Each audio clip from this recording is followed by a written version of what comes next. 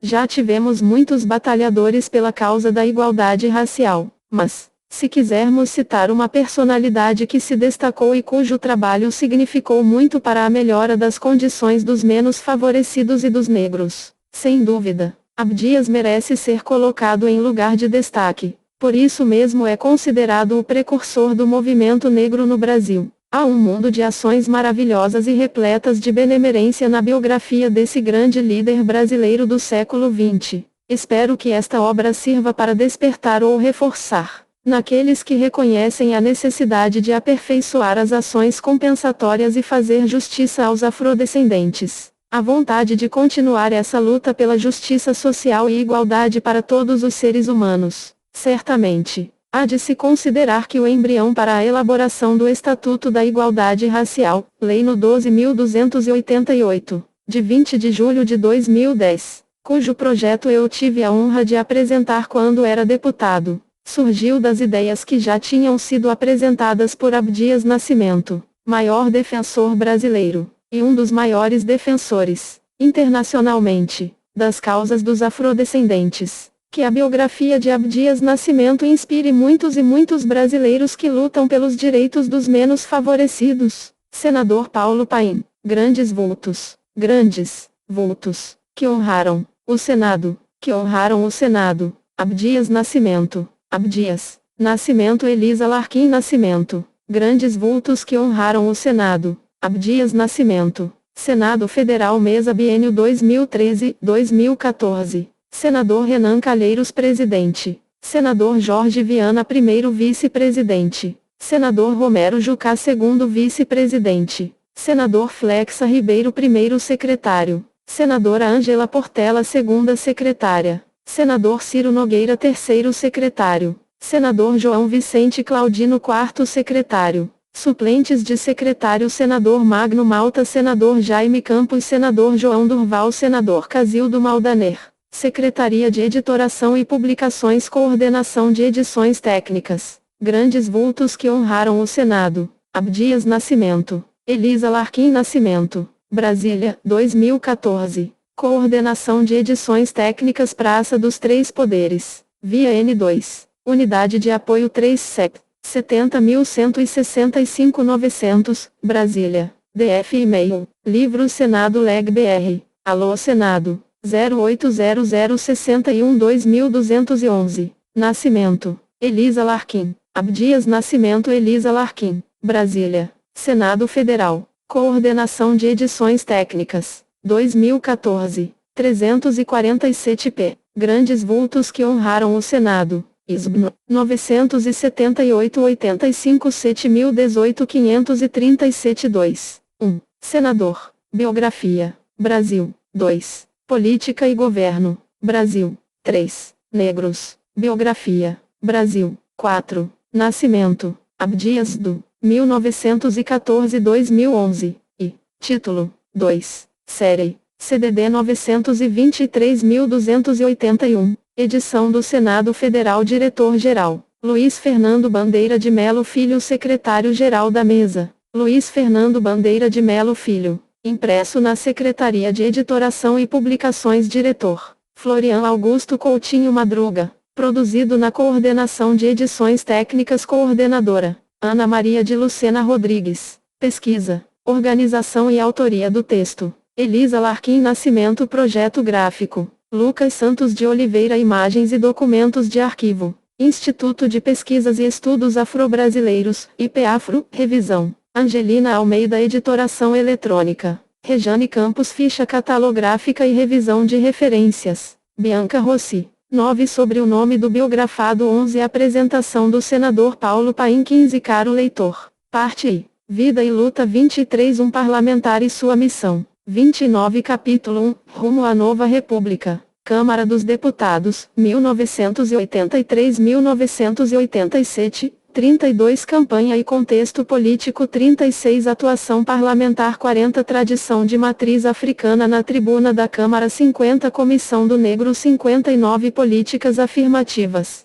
Memorial ao escravo desconhecido 64 Crime de racismo 66 Dia Nacional da Consciência Negra 69 Direitos das empregadas domésticas 70 Luta contra a apartheid na África do Sul e pela independência da Namíbia 77 Povo Negro, Nova República e Assembleia Constituinte 86 Reflexões e Consequências 89 Capítulo 2, As Borboletas de Franca e os Fantasmas do Juqueri 91 Borboletas, Bichos e Frutas de Franca 98 O Problema do Negro e o Negrinho Problemático 101 Alienismo e Degenerescência 103 A Escola, o Teatro e os Negrinhos que por aí andam 105 A Família do Bem e os Bens da Família 109 Rumo à Cidade Grande, 113 Capítulo 3, Soldado e Revolucionário. A Juventude Militante 115 Soldado de 1930.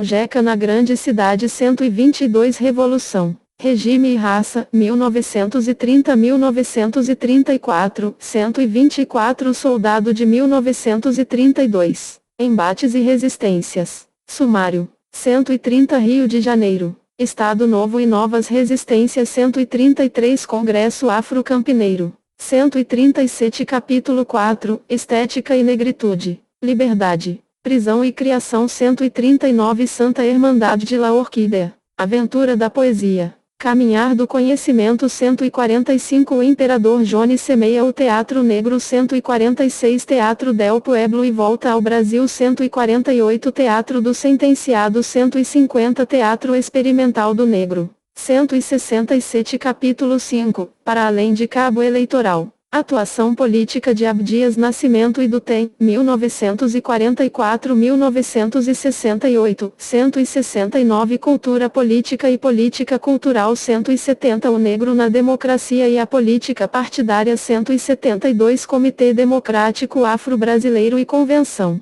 Política do Negro 175 Diretório Negro do PTB 175 Convenção Nacional do Negro Brasileiro 176 A Gênese da Lei Afonso Arinos 180 Candidaturas Negras 183 A Causa das Empregadas Domésticas 185 Conferência Nacional do Negro 186 O Congresso do Negro Brasileiro 190 Instituto Superior de Estudos Brasileiros, ISEG, 191 Visita a Cuba Revolucionária 192 O PTB de Brizola 192 Negritude e Política no Brasil e no Mundo. 197 Capítulo 6, Pan-Africanismo e Arte no Mundo e no Brasil 200 Encontros e Intercâmbios 207 Atuação Artística Política 220 Encontros Pan-Africanos 228 Trabalhistas no Exílio 230 Retorno e Reconstrução 235 Capítulo 7, Senado, Secretarias de Estado Ativismo Internacional, 1987-2006, 237 A Luta Continua, 1987-1991, 241 Nova Conjuntura no Brasil e no Mundo 244 Secretaria de Defesa e Promoção das Populações Afro-Brasileiras 254 Nelson Mandela no Brasil 258 Rio 92 Política Externa e Meio Ambiente 261 Senado Federal 272 Secretaria de Cidadania e Direitos Humanos, CECID, 274 Para além do racismo. A Terceira Conferência Mundial e a criação da CEPIR 276 Rumo à Serra da Barriga. 279 Epílogo, um legado vivo. Parte 2. Anexos 287 Manifesto da Convenção Nacional do Negro à Nação Brasileira, 1945, 289 Carta aberta ao chefe da Polícia do Rio de Janeiro, 1949, 291 Governo do Rio de Janeiro. Decreto no 6.627 de 21 de março de 1983 292 Projeto de Lei no 1332. De 1983, Ação Compensatória, 304 Projeto de Lei no 1550. De 1983, Dia Nacional da Consciência Negra, 308 Projeto de Lei no 1661. De 1983, Racismo. Crime de lesa humanidade, 313 Declaração contra a Apartheid e de repúdio à invasão de Moçambique pela África do Sul 315 Projeto de Lei no 5466. de 1985, institui o Dia Nacional da Empregada Doméstica em 27 de abril, 317 indicação no 15, de 1985 319 indicação no 19, de 1985 321 indicação no 20, de 1985 325 projeto de lei do Senado no 114. De 1997, Ação Civil para Atos contra Grupos, 329 Proposta de Emenda à Constituição no 38. De 1997, garante às comunidades quilombos os mesmos direitos fundiários assegurados às populações indígenas. 333 referências. 347 sobre a autora. Sobre o nome do biografado. O biografado assinava Abdias Nascimento e dava preferência a essa forma, mas também respondia pelo nome Abdias do Nascimento. Outras ortografias, como Abdias e Abedias, constavam em documentos de identidade em função de erros dos escrivães de cartórios, observando a inconstância do nome em citações e publicações. Em 2004 ele solicitou ao IPEAFRO, instituto que criou e que hoje guarda seu acervo, que uniformizasse o uso de Abdias Nascimento. Neste volume, cumprimos o desejo que ele manifestou em vida. Caro leitor, é grande o desafio de escrever um livro sobre a vida e obra do senador Abdias Nascimento. Em primeiro lugar, o autor se depara com um volume enorme de dados e informações, devido à longevidade do biografado e à ampla gama de atividades e áreas de atuação em que ele se engajou: teatro, poesia, pintura, jornalismo, dramaturgia, autoria de ensaios, ativismo cívico e político, curadoria de projeto artístico, produção intelectual como pesquisador, estudioso e professor universitário. Essa diversidade nas áreas de atuação e produção de Abdias Nascimento empresta à empreitada uma riqueza insólita e apresenta um grande desafio: o de fazer toda essa riqueza caber e brilhar conforme merece num único volume biográfico. Não é a primeira vez que enfrento semelhante desafio. Como diretora do Instituto de Pesquisas e Estudos Afro-Brasileiros, IPEAFRO, que tive a honra de ajudar Abdias Nascimento a fundar, venho trabalhando desde 1981 com o seu acervo, que está sob a guarda do IPEAFRO, na organização de cursos, oficinas,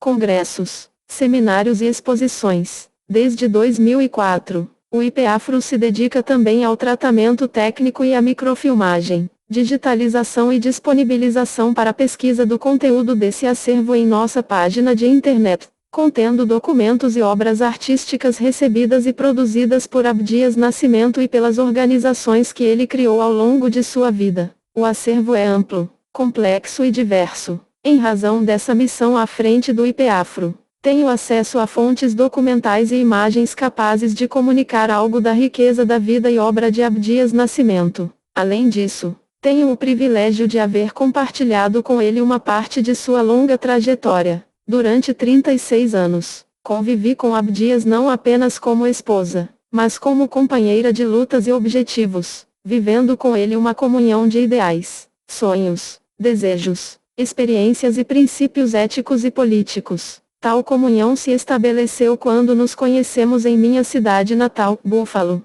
estado de Nova York, nos Estados Unidos. Abdias era professor titular da Universidade do Estado de Nova York, SUNY, tendo fundado, no Departamento de Estudos Americanos daquela instituição, a cadeira de Estudos das Culturas Africanas nas Américas. Eu me engajava na defesa jurídica e política de um grupo de presos da Penitenciária Estadual de Ática, uma cidade que fica na mesma região geográfica de Buffalo, no ocidente do estado de Nova York, numa rebelião liderada e protagonizada por esses presos em 1971. Houve 43 mortes, inclusive de 5 reféns, e os presos foram acusados dessas mortes. A perícia revelou, entretanto, que todas as mortes, sem exceção, haviam sido causadas pela repressão da Guarda Estadual do governo de Nelson Rockefeller. A defesa dos acusados perante a Justiça do Estado de Nova York tornou-se um caso importante no cenário político daquele momento. Grandes vultos que honraram o Senado 16. Já havia militado no movimento contra a Guerra do Vietnã, e antes havia vivido alguns meses no Brasil como estudante de intercâmbio. Resolvi interromper meus estudos na Universidade de Princeton para voltar à minha cidade e participar da defesa dos irmãos de Ática. A maioria esmagadora deles era negra, e a maioria dos poucos não negros eram indígenas ou porto-riquenhos. Dessa forma, surgiam sérias questões políticas de ordem racial na prática de quem se propunha a defendê-los. Dos advogados brancos que assumiam essa defesa jurídica, muitos pertenciam à esquerdista Liga Nacional de Advogados, National Lawyers Guild. Para eles, como para grande parte dos intelectuais de esquerda àquela época, havia apenas um foco legítimo de análise e prática política: a luta de classes. De acordo com essa visão, a questão racial, como a de gênero,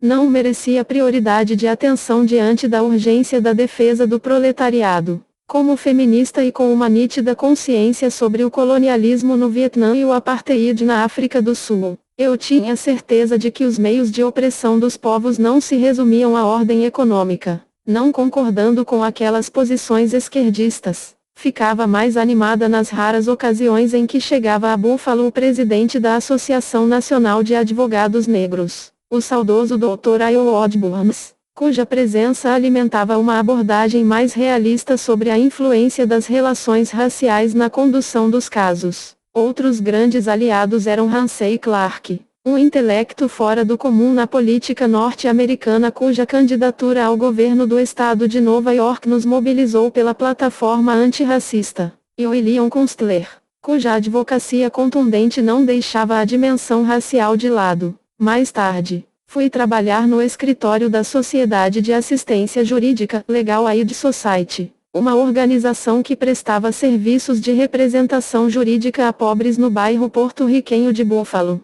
Amigos meus, que sabiam de minha paixão pelo Brasil e das minhas posições políticas, falaram-me de um professor brasileiro da SUNY, exilado do regime militar, que eu precisava conhecer. Era Abdias Nascimento. Pouco tempo depois, o acompanhei em viagem ao Senegal, onde o ajudei e participei como tradutora na reunião de fundação da União de Escritores Africanos, evento denominado Encontro para Alternativas Africanas. Foi quando primeiro conheci o etnólogo cubano e jamaicano Carlos Moori, que trabalhava então com o incomparável cientista senegalês Cheikh Anta Diop. Ele intermediou o encontro de Abdias Nascimento com Diop, em seu laboratório de radiocarbono no Instituto Fundamental de l'Afrique Noire. Eu tive a honra de participar desse encontro, e testemunhei o momento em que Abdias entregou a Cheikh Anta Diop um pequeno quadro em óleo, uma imagem de sua mãe Oxum. No encontro Alternativas para o Mundo Africano, estava o poeta, romancista e dramaturgo Wole Soyinka, uma força telúrica de Ogum encarnada que mais tarde veio a ser o primeiro escritor africano a ganhar o Prêmio Nobel de Literatura. Naquele momento, ele se engajava na consolidação da nascente União de Escritores Africanos, cuja primeira assembleia se realizava como parte do encontro. Foi um momento inesquecível quando pude ajudar Abdias Nascimento a dar seu testemunho sobre o racismo no Brasil naquela reunião de intelectuais africanos do continente e da diáspora. Abdias Nascimento 17. Abdias já havia sofrido bastante com a falta de tradução do português, ou mesmo do espanhol, em reuniões internacionais. No 6 o Congresso Pan-Africano, em Dar es Salaam, 1974. Fizera a sua intervenção com a ajuda da boa vontade de uma tradutora do francês que se esforçou para dar conta do recado que Abdias pronunciava em português, no encontro de Dakar. Sendo eu a única pessoa que traduzia do português, pude também dar assistência ao teatrólogo venezuelano Alberto Galíndez, que proferiu seu pronunciamento em espanhol. Depois estive ao lado de Abdias na Nigéria, onde passamos um ano. Ele atuava como professor visitante na Universidade de Ifé, hoje Universidade Obafemi Awolowo, na cidade de Ilé-Ifé no interior daquele país. Naquela ocasião, participamos do Festival Mundial de Artes e Culturas Negras e Africanas, Festac 77, realizado em Lagos. O governo brasileiro, que já lhe havia cassado o passaporte, tentou sem êxito calar a voz de Abdias Nascimento no colóquio. Fórum de pensamento desse festival. Inscrevemo-nos como observadores no colóquio e distribuímos aos delegados o trabalho que havíamos preparado e que a Universidade de Ifé imprimira em mimeografia. com o apoio de intelectuais africanos como Wole Soyinka, Molefica, Asante, Maulana Karenga e o cineasta e escritor Ola Balogun, entre outros. Abdias deu o seu recado, que eu traduzia ao inglês. Foi o único trabalho do colóquio publicado na íntegra pela imprensa nigeriana. A editora do diário Teda Ellis Ketch o publicou como livro, e pouco depois esse livro saiu no Brasil sob o título O Genocídio do Negro Brasileiro, 1978,